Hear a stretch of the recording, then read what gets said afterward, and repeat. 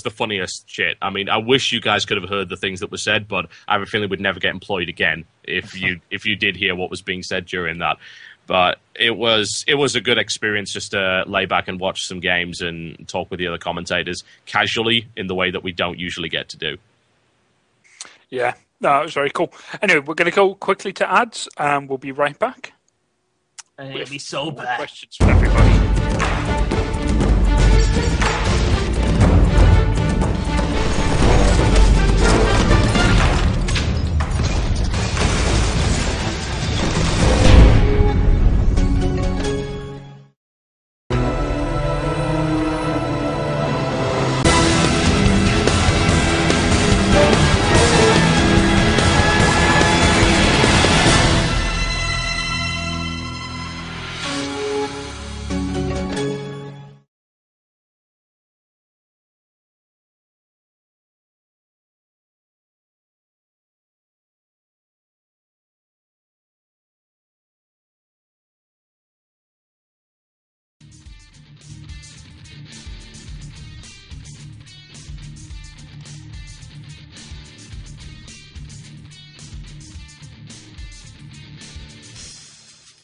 What a shame.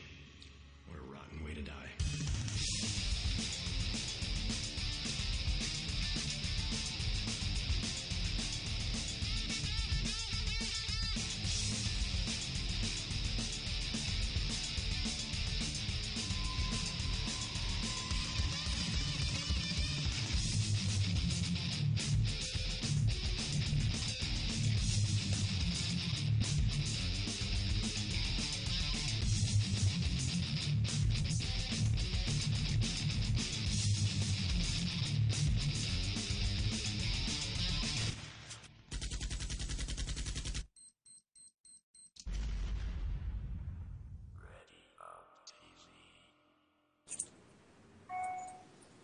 I hear a countdown and totally missed it. Yeah. Well done. Well done. Gonna jump in. I missed out about 4. Pretty. If you haven't noticed in the chat, we're doing a competition because we've got so many viewers tonight. Thank you for that. If you want to win a mouse pad, all you got to do is follow at Team Dignitas, at ReadyupTV, tweet something about the show, and you got a chance to win a mouse pad. But then follow at Mr. Dobbert UK, at TotalBiscuit, at He doesn't even know me still. Oh my god! Who are you again? It's not the spawn box, is the it? spawn box. It sounds wrong. Anyway, and I'm at Dignitas Hody. So yeah, there you go. Back to you, Dobbert. Oh, cool. Well, an interesting topic everyone's been talking about. Well, everyone else has been talking about. I ain't got a clue. So I'm going to pass this on to Jamie. No, biscuit. Oh, TotalBiscuit. I don't even know what to ask. I don't know what it is. It's down there. I'm confused. And legislation being some pushed through at direction, the moment. Yeah, well, Jamie knows a little bit about it, certainly, but SOPA. Everyone in the chat seems to want me to talk about SOPA. The things we've kind of already discussed it on the channel. There's a video on my channel if you haven't seen it already, youtube.com/TotalHalibut. There, it's called WTF is SOPA. And the point is to try and explain. I wanted to be brief about it, but I'm really bad at being brief. So it was about 20 minutes, let's be honest.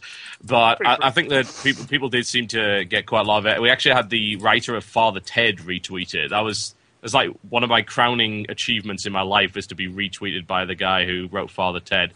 And, apparently I used the word frickin' too much. I asked him if I should have used feckin', but whatever the case. Yeah, yeah, SOPA's really bad. I don't think I actually brushed on how it would affect esports in general. And it was kind of implied in what I said when I was talking about streaming providers, but I didn't specifically focus on it. But I think that what people need to understand is that if this legislation or the legislation that is coming through after it, which is Protect IP, which is actually supported by more companies, but they kind of try to hide it. For instance, Microsoft supports Protect IP, but they do it through the Business Software Alliance, which is like a conglomerate kind of group. So it's like, oh, we don't really support it, but we do. Dell, Sony, Nintendo, they all do. Yeah, Sony, Nintendo, and EA. Activision actually does not support it, which many people might be surprised by. That was something I messed up in my notes. I had to retract that later. But no, it's EA that supports it for some reason. But whatever the case, that the Protect IP, which they'll probably try and sneak in, if SOPA fails, if there's a big big reaction to SOPA, they'll probably try and protect IP in through the door after that as, oh, well, this is not as bad. In reality, it actually is just as bad. It's got the same implications. So if we do manage to defeat SOPA in one way or the other, be vigilant, because the next thing they'll try and do is shove protect IP through the door. Don't let them do that either.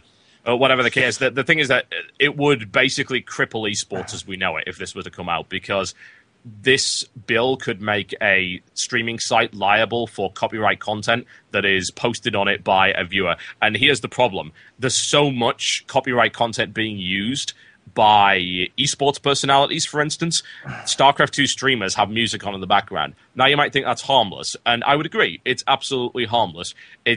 I don't see any harm in that being there. It's not like you can listen to the music while someone's talking over it anyway, or you hear the keys going over. It's not a vital part of the stream. It's just there to help them concentrate.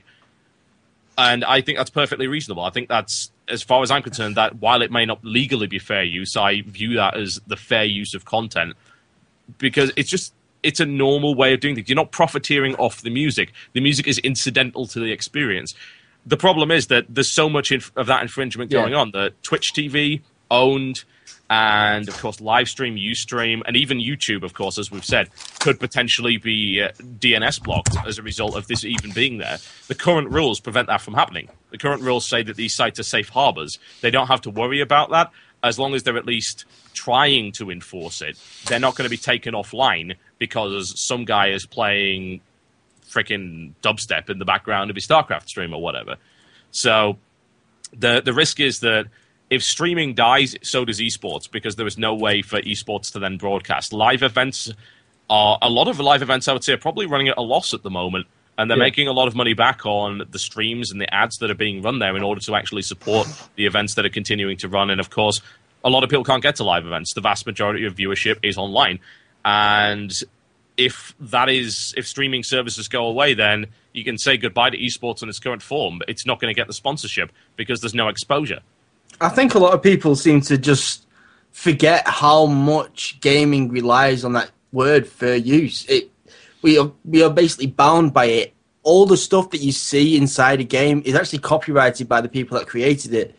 So it's not even just music in the background. It's if you're just totally abusing that content, which a lot of people do, all you need to do is look on YouTube at Call of Duty commentators.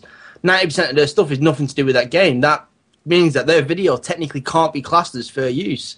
So it's not like you can just say, well, if people stop using music and stuff like that, it's going to be okay, because no, we're actually treading on thin ice as it is, and you have to be very careful not to actually break any rules whatsoever. As much as you can, yeah. Yeah. Game developers, for the most part, are pretty cool with it because they realize that it's important to actually sell copies of the game. Even Activision are, for the most part, cool with it. I think they have issued some takedowns before, but I'm pretty sure that was only for leaked content, stuff that wasn't actually out yet. I think that EA are probably supporting it because of Call of Duty, though, because of the amount of publicity Call of Duty gets through streaming and online. Well, they're retards then if they do that, because that's what I think. I honestly they're retards. Think. They can go and look at my Caspian Border video. I actually don't know how many views it's got now, but let's see. About 200,000, isn't it? No, it's more than that. Let's see. Caspian Border, 1.1 million views. That was the video that I put out during the beta, and that convinced a lot of people to buy the game. And this has happened for quite a few games as well. There's a lot of Battlefield footage on the net as well, and there's a lot of Battlefield commentary, and that kind of community supports the general game in the sense that it makes more people want to buy it because people will come across these commentaries. Yeah, I'm not going to accuse any company of doing this, but the way I see it is if they can stop stuff like social media and YouTube and everything from doing their games, they've got much more control over being able to control the scores their reviews get. Yeah. Well, yeah, this is why I said in the video that it is corporate censorship. This is not about stopping piracy. No, not because yeah, social media is dangerous as much as it is helpful. It's more dangerous to old school companies that are used to saturating the market. And for God's sake, Call of Duty still sells, I would probably say, the majority of its copies due to television advertising and not due to YouTube. I'd say that YouTube's certainly more of an important thing than it used to be, but you're saturating the traditional media with advertising for your game. So they did it with Battlefield as well. So they would much prefer that, where they have complete control over the message, than YouTube, where they don't. Sorry, that is review scores and everything. I know you shouldn't say stuff like that, but it all comes into play when you're talking about a million guys could get together on YouTube and say they don't like the game, and all them guys combined will get more views than your Caspian Border video saying it's good. I know that these guys might not be as respected, but I don't know. I just think that they just don't want social media to be any part of the decision to buy a game or not, unless it's actually working as a positive, such as Minecraft and Skyrim. And they can't necessarily guarantee that that'll happen. That's the thing. Not at all. You've seen so many companies have been trying to find the secret of viral videos, and they never have. They fail because there is no secret to viral videos. The fact of the matter is each viral video becomes viral for a different reason, and that reason can't be replicated.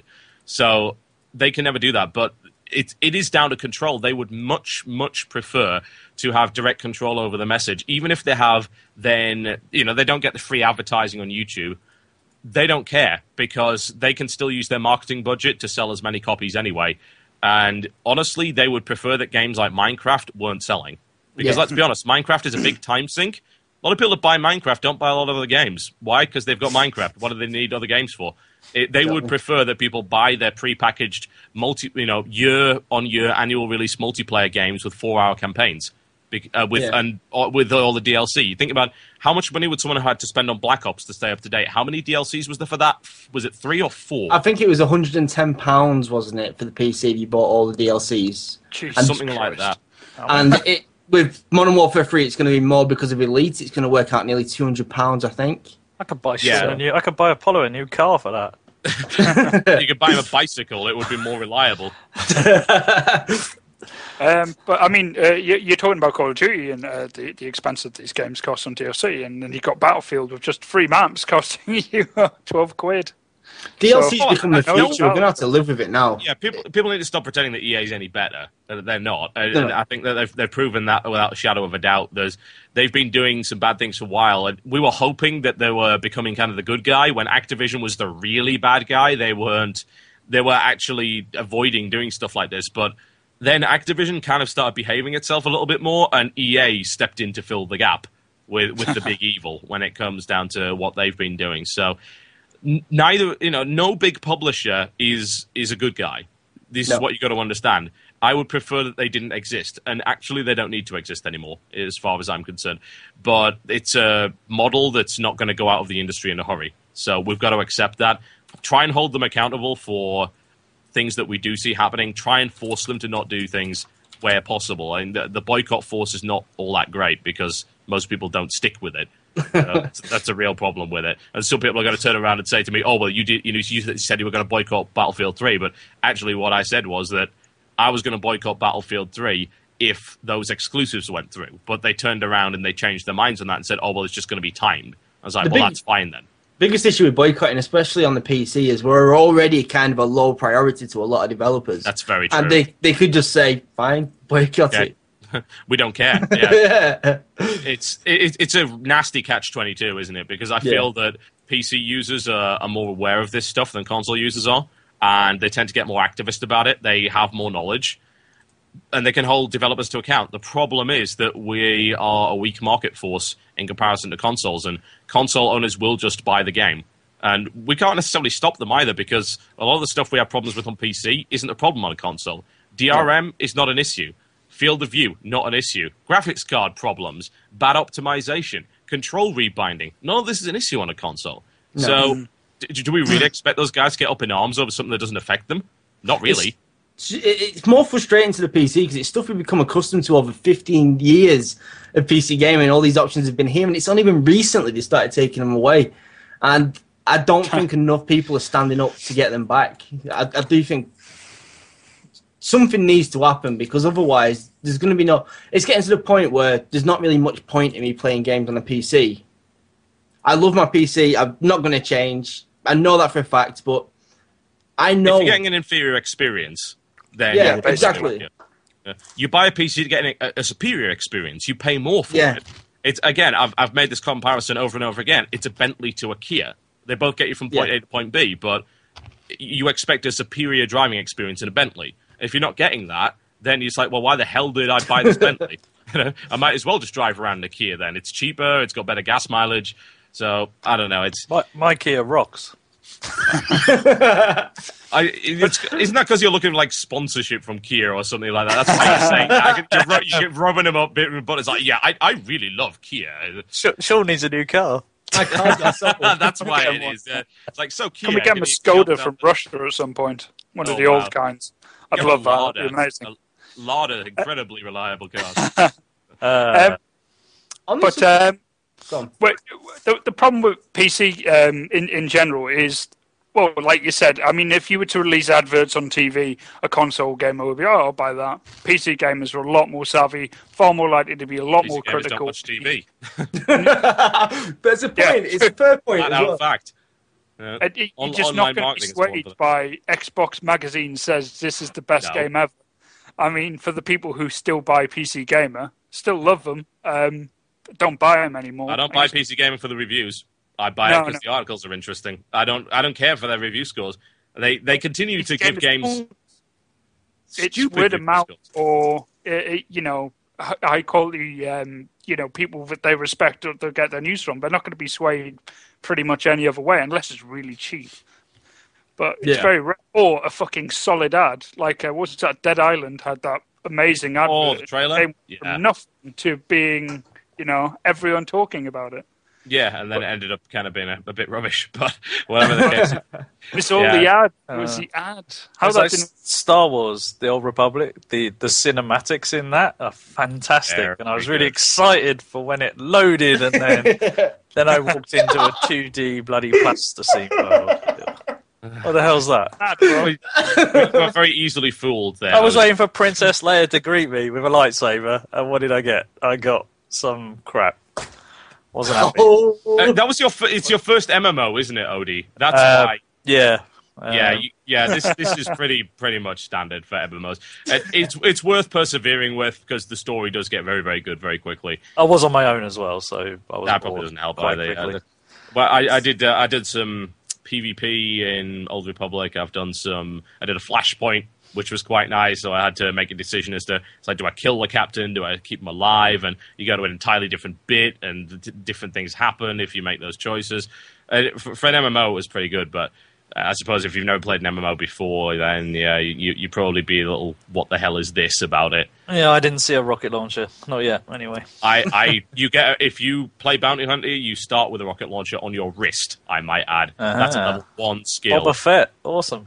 Yeah, pretty much. A lesson in Star Wars history, by the way, Odie, and Zach saying it's 2,000 years before Star Wars: A New Hope. So I thought it was. Is it 2,000? I thought it was 4,000.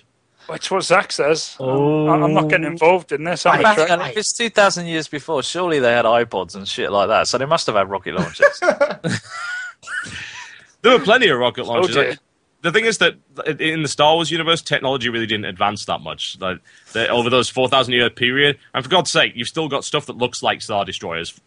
I think it's about 3,500 years, because I'm pretty sure it's set about 300 years after the Knights of the Old Republic game. So, yeah, about 3.5K, which is what people are saying in the chat, I think is about right. But, anyway, I think we've gone off the topic somewhat, which was Soper there. But there isn't really a lot more to say about the bill that hasn't already been said. The bill is bad. It is backed by a lot of money from various large corporations in the entertainment industry. The fact that it is pretty much a bought bill that the people debating don't even understand, that should be a reason alone to say to your representative, no. Absolutely not. You don't even understand what this bill is. You're not asking the right people. The people you are asking for advice are the guys who are paying you money to pass it through in the first place. Don't ask them. I don't know, man. That's lobbyist fee, isn't it? Let's not even talk about lobbyist culture in the US. We don't want to get too political here. But yeah, that's where this has come from, pretty much. It will seriously damage. It will pretty much destroy esports as we know it, and it will seriously damage gaming, and it will hurt PC gaming the most. Yeah. It's going to hurt indies the most. It's going to hurt anything that relies on independent content production, and PC gamers love that for getting their information. They really do, and that will disappear. All right, cool. We're just going to go to another ad, and we'll be back in 2 minutes. What are we doing next? What we can do next? We've got a few things. We've got Scan, we've got Pokemon, Games, Games. Don't do that. What about the games? That guy gave me such a headache.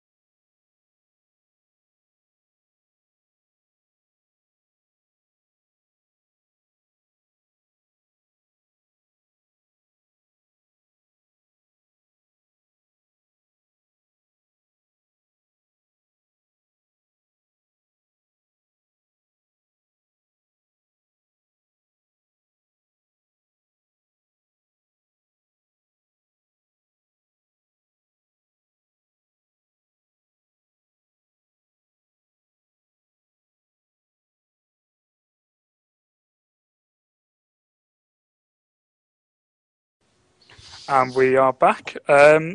Just before we get lost in the wave of news that we can all talk about, what plans have you got coming up, TB, in the year 2012, the end times? Well, I could go to the States and probably will. And Sundance has asked me several times to come and do MLG, if possible. And I would love to do that. Apollo obviously wants to do that too, so we could probably do that. I do have what's called an O1 visa, which is it's a kind of a media visa, which should allow me to go over there. I've got to get it sort of approved. It's approved, but I've got to tell them why I'm going there, for what duration, and I've got to go down to the embassy to have an interview with them and stuff like that, where apparently I get grilled for hours. That's going to be fun. But I do want to go over to cast some IGN events. I would love to do IPL 4. Obviously, I've been signed up for every IGN event up until this point. I was signed up for IPL 3, but I wasn't able to go. Thankfully, we were able to get Apollo over there to cast with DJ Wheat, so it was good to have a rep over there. But I do definitely want to go over there for more of the IGN events, and I do want to do MLG IPL 4. And there's not really a huge amount of other stuff over there with StarCraft 2. That's the funny thing about the States. Like, well, come to America. It's like, well, there's 2 big tournaments if you don't count BlizzCon, and BlizzCon is going to be commentated by 3 people every year, regardless of what you do. So it's always going to be the same 3 guys. So, yeah, I do want to come over and do that. Aside from that, obviously, the next DreamHack would be great. And we've got things like Assembly.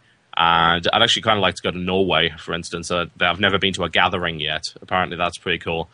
I've got quite a lot of Norwegian viewers, so I'd love to pop over to Norway. Check that out there. Travel to a couple of other European countries that I haven't been to yet. You can go with Bergie. He'll be there.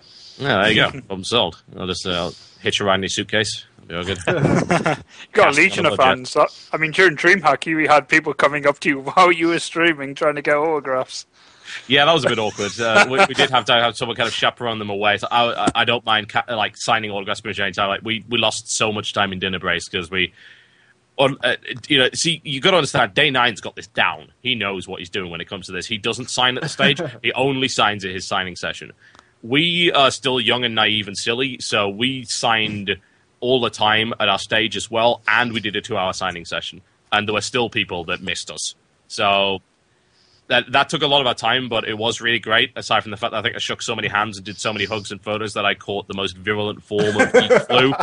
And I'm still getting over that, I might add. I caught nerdfluenza, I suppose you can call it.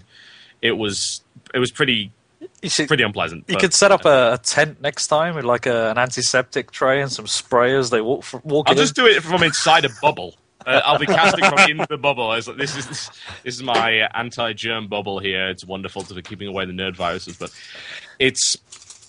I would love to do certainly more of that. And aside from that, it's a case of all of that stuff is kind of a passion project. It's all a hobby. It's not really my main job. I like doing it because I can, and there's a lot of other stuff that I want to be doing. I do want to be focusing on the new MMOs that are coming out. Guild Wars 2 has just entered closed beta, and by closed, I mean really closed, as in nobody got into that. Very heavily locked down, very NDA'd, but I will be working with ArenaNet in future. I have a great relationship with most of the devs there, so we know someone on the inside. Ricochet, who was in my Birmingham Salvo team, she's on that. I know that. Get me keys. I want keys. I've got the head content developer, the executive producer, and a few others on the Rolodex, so it should be okay. It's just showing off. You should have seen my Rolodex after Gamescom. I tell you that for a fact. We had so many business cards from so many people. I actually got the two heads of BioWare's business cards. They're very nice business cards, I might add. But yeah, Ray Mazuka being one of them. The two doctors, very intelligent guys. Anyway, the point of the fact is that all of the stuff with esports is very much sort of a side project. We do want to forge better relationships with major developers and publishers to be able to get exclusive access to games before they come out and just become a more important source for people's information, really. Giving them trying to give them an honest impression of games that are coming forward. And what I basically want to be is what Giant Bomb is right now. Because they're the journalists, aside from the guys at Rock Paper Shotgun, that I most respect are the guys over at Giant Bomb. Jeff Gersman and the crew are amazing guys. I want to have that kind of access, but also have that kind of independence. And at the moment, I know we get more video views than they do, which I think actually is a crime, and you guys should definitely check out GiantBomb.com. I've never even heard of them. They're so good. Download their podcast. The Giant Bombcast is the best gaming podcast there is in the world. It is so incredible. Go Rock Paper Scissors regularly. It's one of my favourites. Odie. Rock Paper Scissors. Rock Paper Shotgun Scissors. Something that one. This is your credibility. This is now your credibility. It's all the Diet Coke. The aspartame's getting to my brain. Odie, what are your plans for 2012? I have no idea apart from doing what we do. Just building esports, building the team. We've been running around for the last 2 months, planning next year. So I do have lots of ideas of what we're going to do, but I can't say yet. But one thing, Dota 2 for sure. We'll be looking at that. Supporting StarCraft, supporting League of Legends. Hopefully some FPS will come from somewhere. Please, Tribes Ascend. Yeah, that's Tribes is pretty cool. The original one. I haven't tried the beta of the new one yet, but it's very, very nice. It is. They've just removed all of the fully automatic hit scan weapons and replaced them with projectile. They are so receptive. Yep, they are so receptive to their community. It's unbelievable. They're listening to the pros on pretty much everything. They've also improved projectile velocity inheritance, in that the faster you're going, the faster the projectile goes and things. So, yeah, this game is really, really good right now, and it's improving every patch. You can get keys on the Facebook page as well. You just go to Tribes Ascend Facebook page, get a key, get straight in there. I'll get there eventually. I'm loving BF3 as I said before. So, but we obviously we want to support the developers as well that have been supporting esports. So that we will definitely do. The rest of the games, we'll stick with what we have now. We'll see what happens, like we always do as we go along. But we've got lots of stuff coming up, like another Gamer Search. We've got all the trade shows already planning into April, May next year. And one thing that worries me, though, obviously at the moment, not a lot has been said of this in the esports community. Like there is probably a double dip recession coming, and nobody seems to have noticed that stuff. So that's the only little bit that worries me. So hopefully, players can get enough support from sponsors and companies for next year. That's the only little bit that's a bit concerning. Yeah, I suppose the argument is that the ROI is so strong on esports that actually they may put money into something cheap like esports rather than something expensive like television marketing that might be some way that we could potentially benefit from that kind of thing. Yeah, it's true. And what we've seen, Newman and I, in the last couple of weeks, especially for us, this Team Dignitas is looking pretty good for next year. So, and we got some other outside of Dignitas stuff going on as well, which should be pretty cool indeed. That's for sure. So yeah, not telling you much, been talking a lot. You're very good. Politician, Odie. Future job. No emming or erring anymore. And also like things like supporting Apollo, getting his YouTube channel up. Definitely. More scan invitationals, some stuff with Alienware. So if you haven't seen Apollo's YouTube channel, Post it. It's YouTube Dignitas Apollo. /Dignitas Apollo with a big A. He's got videos up there now. Support Apollo. We need another world-class caster. He needs some money to get a new bike. So please support him. Oh God, Videos are really good as he's well. smashing some bronze leaguers, isn't he? Yeah, cup stomping. Yeah. What's he like? Yeah, he did a bit of stomping. Yeah. Yeah, that's pretty funny, but it's very informative. He's got some cool tutorials on his channel, and obviously he'll also be casting SCI 4 with me, which we were hoping to have before the end of this year, but unfortunately it clashed with so much stuff, and we had so many problems there. So hopefully January for Shoutcraft Invitational 4 Colin Smith, as we're calling it. Oh yeah, Paige. What's the story about that? Colin Smith has donated a massive amount of money to the fund because SCI is all self-funded. I fund it through advertising on my channel and also through donations.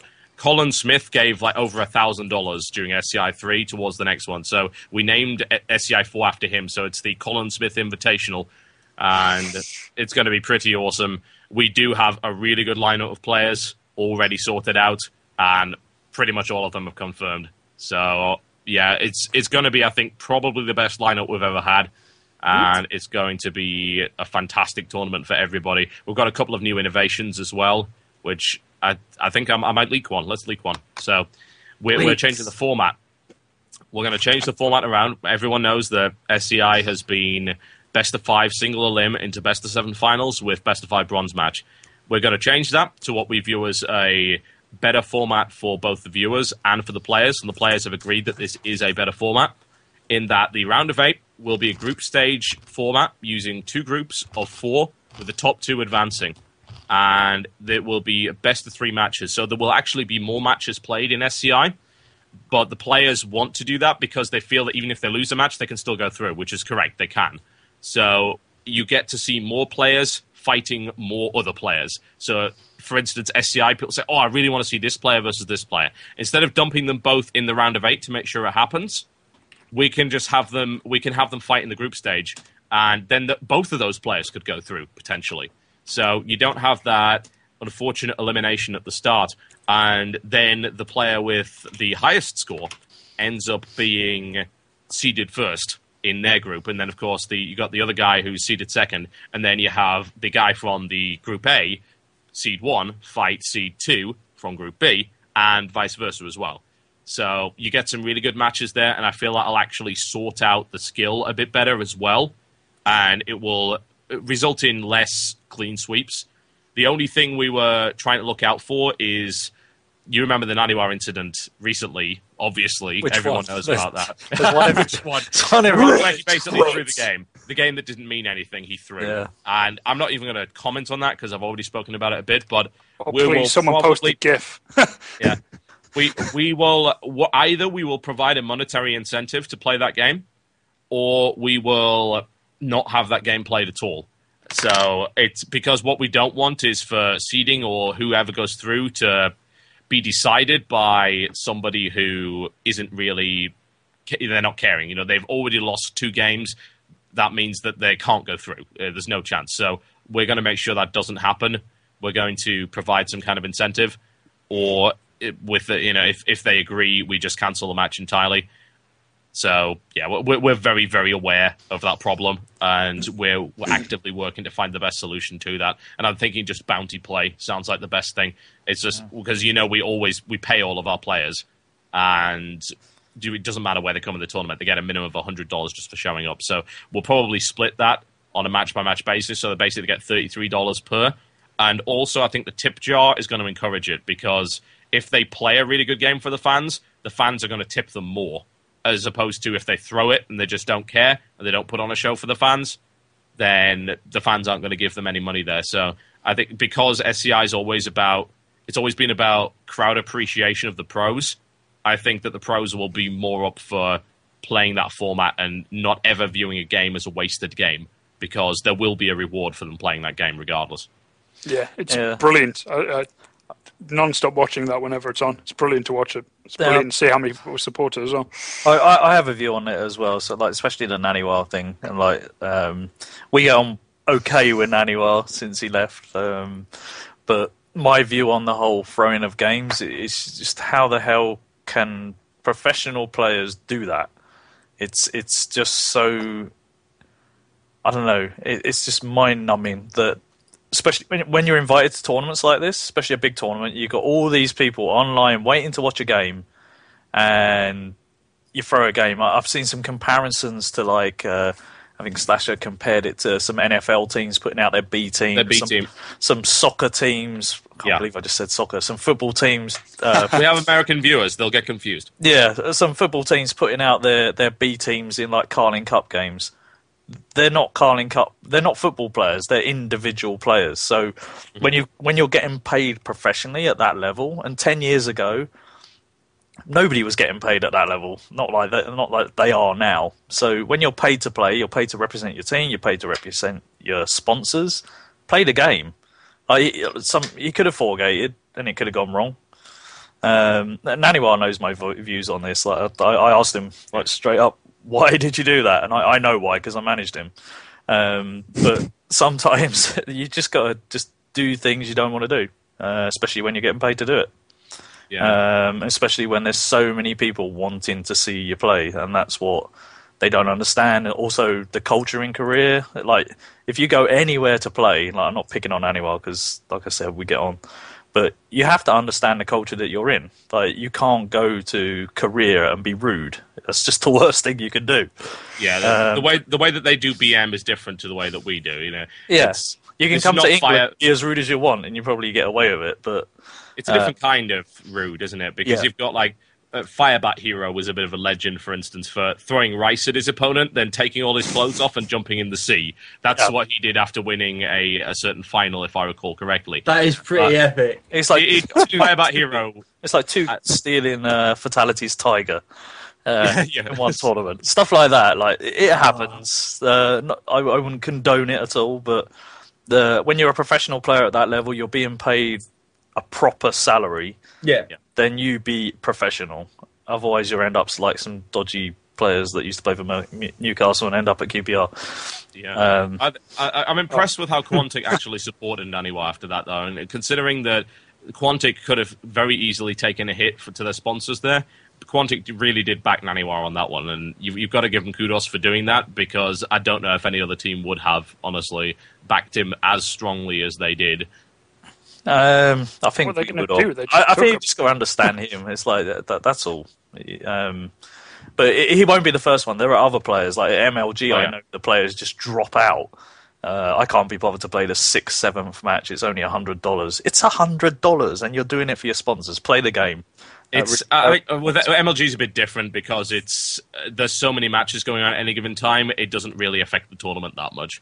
With the Blizzard Cup, in a match of the two of the best players in the world, Naniwa and ST, which is also there's a rivalry between those two, and stories are what carries esports. Stories carry tournaments, and the story of Naniwa and ST is something that was that rivalry was growing, as is the Hero Puma rivalry. We still don't know who's the better one because they keep winning alternate series, but that we didn't get a chance to see that continue, and that was disappointing. And the spectators do matter, because the spectators are the way that the sponsors make their money, and the way the sponsors then inject the money back in there. You know that as a businessman, as someone that runs a team, you know how important that is.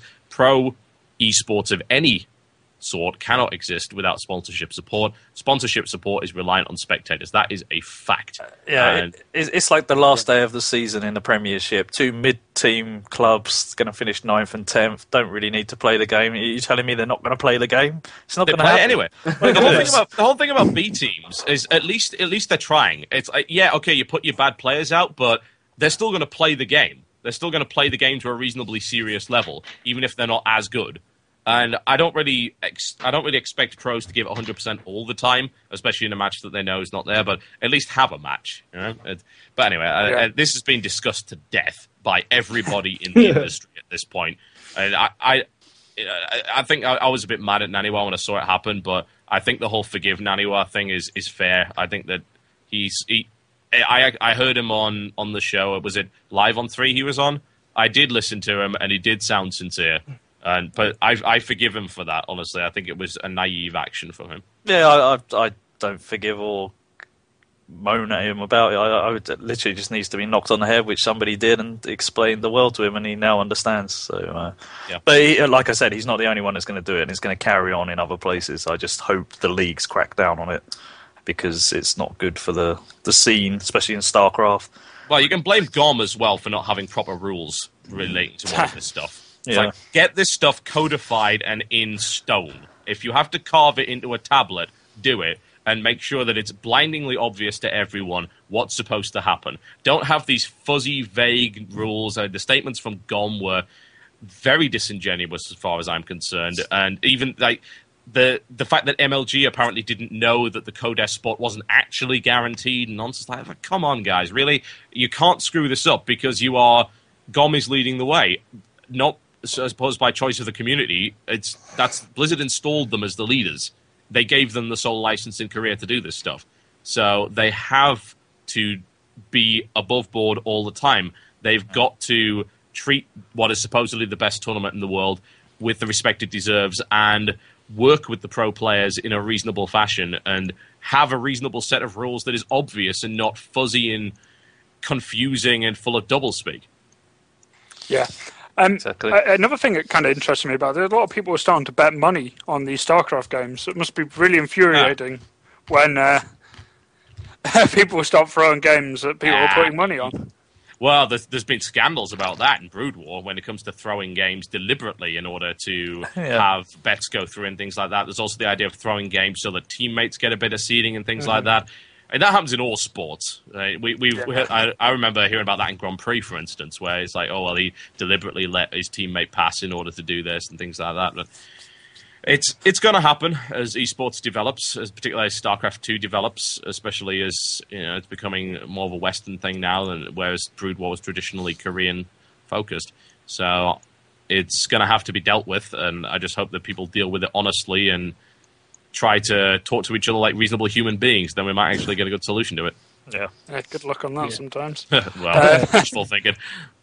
But another thing about, as we're getting very close to the end of the year, 2011, would you say, best year in esports in a long time? Ask Odie that one. I think that's an Odie question. 2006. I think the busiest, for sure. There's certainly more events this year than ever before, and that means more prize money, which is good. More, it seems, teams popping up here and there. Best ever? Not sure yet. I'll think about that in a few months' time. You have to digest like everything that's happened and then like look at what's coming, because if there's not a follow-on to what's already happened this year, then it's not good. So, I think it's definitely the biggest breakthrough year, though, of it going towards more of a mainstream audience. Stream-wise, streams have gone berserk, and that's changed everything. So in the past, and I heard Sir Scoot say this, so I won't steal it off him, but like before, we were kind of hoping for TV to come in and like take us to the big time. Now with streams, it's not so much. It's not so much needed, because everybody's watching streams, and all the viewers watching this, they're probably watching another stream. I'm watching two at the same time because our League of Legends team are just playing. And then we'll all chip in for a cable channel soon. It'll all be good. Yeah, I think we don't need a cable channel. Why do we need a cable channel? What we need is more reliable streaming. Yes. TV is dying. TV is. Oh yeah, no, that's true. In 10 years, TV is going to be way, way smaller than it is now. And we already don't. Our generation already doesn't care. Like what we watch the series we want to watch. Either we torrent them, or we buy a box set, or we watch them on demand, an iPlayer and things like that. And the States have similar options. We want to watch the stuff we want to watch and ignore everything else. Yeah. And streaming and online media is the way to do that. So TV for us is a we don't give a flying fuck kind of thing.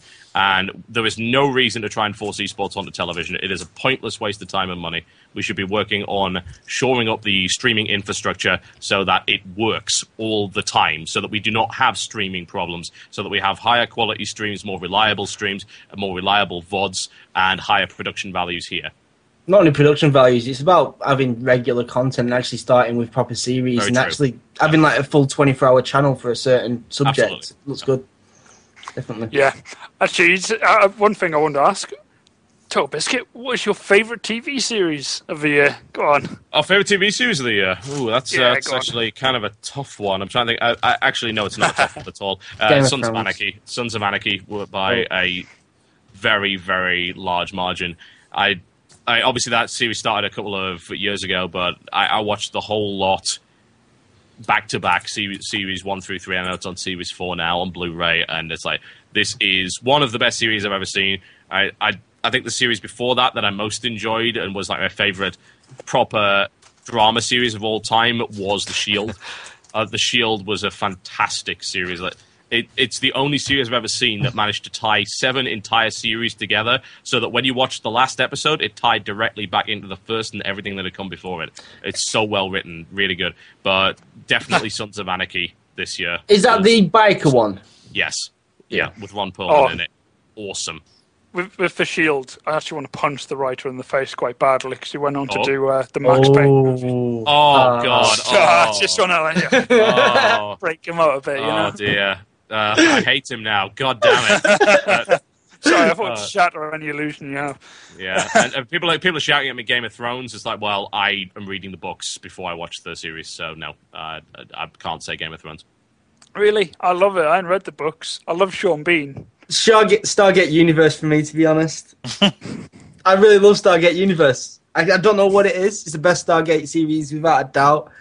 And yeah. See you later, Earth has unlocked the P90. Go on a kill streak.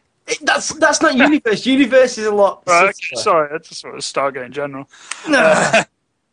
Leave me alone, please. Okay, well, I think we will wrap it up for tonight, guys. We've had quite a good discussion, I believe. I quite enjoyed it. I mean, a lot of people are now still shouting things like Doctor Who at me, which just makes me want to go. No. Have we taken questions from the crowd first before we go? Oh, yeah, go on. That'd be cool. Yeah, we can do that, Any I guess. questions there for TB? Who's taken them more to the point? Do we have someone that's taken the questions? Sue was ready to go to bed. There was before, I think. Oh, we have dragged on a while, haven't we? Yes. Yeah. 2 hours. I had one from ages Do you ago. like pancakes? English pancakes or American pancakes? Just pancakes. English pancakes are fantastic. American pancakes, not so much. Is blocking adverts worse than stealing and piracy? Worse than stealing? It's not worse than stealing, no, but it has an effect on content producers, and that's something you should definitely consider when you decide whether or not to actually block adverts. A lot of us are kind of reliant on ad revenue, so we try to keep our ads as reasonable and as less annoying as we possibly can. What game are you most looking forward to in 2012? Guild Wars 2. Ooh. That question. Will you do Anno 2070? I think you've already done something on it. WTF is on Anno 2070. Maybe it's quite a slow-burning game, Yeah. but it's the kind of thing that it's going to take me a couple of hours to really figure out whether or not the mechanics are there. It seems to be very, very similar to the previous Anno games, so I suppose I can maybe cut that time down a bit. Just doing a first impressions game of a game that's that slow-burning is pretty difficult. Okay, we'll do 4 more questions. First one is, are you mad, bro? I'm always mad, bro. Not only am I mad, I am enraged. Who asked constantly. that? Zacchaeus, I guess. I don't know. Just someone asked if he was mad, bro. Do you like Jaffa I'm cakes? consistently mad. Who the hell does not like Jaffa cakes? We want curry Jaffa cakes. That's not even. That's curry Jaffa cakes. Yeah, that's our new invention. Curry Jaffa cakes. We're trademarking that right now. Santa baby? Question mark. I don't know what that is. Don't even ask about that. If you had to pick a game, Is that? There's your answer. No asking. And the last one. Someone else choose the last one. I'm confused with Santa Baby. Hang Is that on, you're I can so tell you the happy backstory. with your present that you get your wife pregnant on that day? Yeah. Oh, come on! That's pretty terrible, bro. That's pretty terrible. Yeah, there was some stupid contest that Jesse Cox, the guy that I did a collab with, was trying to enter. He claimed that if he got 1 million votes, I would sing Santa Baby. He didn't actually tell me about this. But then after that, I decided to hijack that and put it in support of that Team Liquid artist. You know, the guy who's been trying to get on the front page of YouTube. So the guy who did all the great portraits for TSL3 and stuff like that. So I put it out and said, look, if you guys win this contest for him, I will do the song. And I haven't been able to do it because I've been coughing my guts up every morning, so my voice is pretty wrecked. But I'm going to get it done before Christmas. But every time someone pesters me, I'm going to add an extra 10 minutes onto the time that it's going to take me to make it. So, That's a lot of minutes you just added on right now. Yeah, Oh. you guys are going to have to stop it. Oh, Has anybody else got the fast question? which game, if any game could go really big in esports and you were the sole commentator, what game would it be?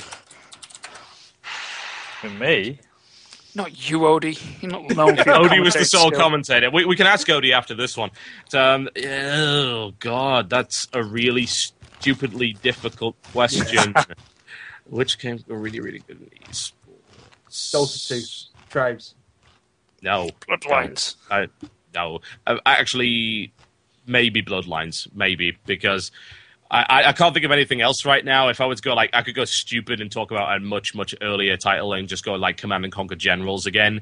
Yeah! We could say Generals too, but it'll probably be bad, unfortunately. But I think Bloodlines actually has the most esports viability and is a really well-made esports game, and I think it deserves more attention than it gets. So hopefully I can do a lot more with it in 2012 when I got the time. So, Odie, if you could be good at a game, what would it be? Good at a game? Oh. Yeah, again. I said again. Good again? What do you mean, cheeky? Well, good again at a game? If I was as... Oh, I don't know. It's two. It's Quake 3 or Battlefield 42. Has to be. Do you mean the ones you've already played and we're good at? Yeah, fucking owned. Okay, that was a good one. Beast man. Anyway, we're all going to jump on a Battlefield free server after this. Not sure if anyone's joined. 64 man. 64 player conquest server. Yep. The link is on my YouTube channel. We're not going to get on now. Yeah. Oh, it's all right. I can kick people. It's not a problem. I'm just going to kick random guys until we go. YouTube.com/TotalHalibut. If you look to the right-hand side bar, there are 2 servers right there that we sponsor through the site. So we're going to be on the 64-player server at some point in the not-too-distant future. So if you want to get involved in that, by all means. And you might be able to get my dog tags if you can get through my honor guard. If not, you get Odie's surprise. Yeah, stop Get past your tank. Yeah, then I'll find out where you live. Yeah. $5 bounty to anyone that kills Odie with a tank. Get that picture sent, put it on our forums, it'll be awesome. Anyway, guys, that's pretty much us for today. We've had some great guests with Chrissy Bullard earlier announcing Player of the Year. Anyway, except from him, everyone else is still here. So say goodbye, Odie. I'll say goodbye, but I'll thank, obviously, our sponsor, Alienware, which made this possible and help our team so much. Thank you. And we'll say goodbye, Jamie. See you later. And TotalBiscuit, YouTube extraordinaire. Thanks, guys. Remember to check out youtube.com/TotalHalibut and, of course, my StarCraft channel, youtube.com/TotalBiscuit. Cool. I've been your host, Mr. Dogbert, and hopefully see you again soon. Way! Woo!